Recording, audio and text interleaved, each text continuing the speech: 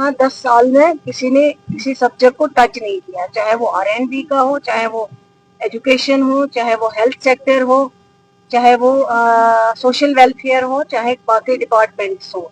Education एक अहम department है जो हमारे भाई टीचर हैं उनको 10 साल पहले हॉट जोन में भेजा गया और बहुत 10 साल तक आज तक भी वही है।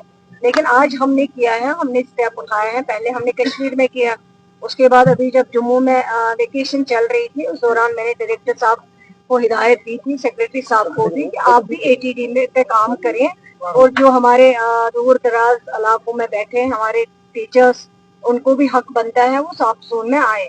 उस हद तक हमने किया है। वो लिस्ट आपने देखा होगा कुछ शायद 1-2 दिन पहले उस लिस्ट को किया गया है। और जहाँ तक कमी है टीचर्स की, वो कमी तो है, वो आज हमने पैदा नहीं की है, हमें तो 8 महीने हो गए। वो कमी हमें विरासत में मिली है, क्योंकि वो कमी जो है उससे 2019 के बाद किसी चीज को रिक्रूटमेंट को हाथ नहीं लगाया गया, चाहे वो रिक्रूटमेंट SRO की हो, चाहे वो रिक्रूटमेंट टीचर्स की भर्ती की हो, चाहे वो रिक्रूटमेंट और किसी लेक्चरर्स की हो, उसको नहीं किया गया। जब ये सरकार बनी हमने पहले ही 7,700 कुछ पोस्ट जो है रिक्रूटमेंट बोर्ड को रेफर किए गए और आज इस सरकार बनने के बाद कई असिस्टेंट प्रोफेसर्स लगे, कई उसके अलावा हमने जो ये स्पेशल स्पेसिफिक टीचर्स हैं उनको लगाया, एडहॉक पे जो एकेडमिक अरेंजमेंट होता है वो किया गया है।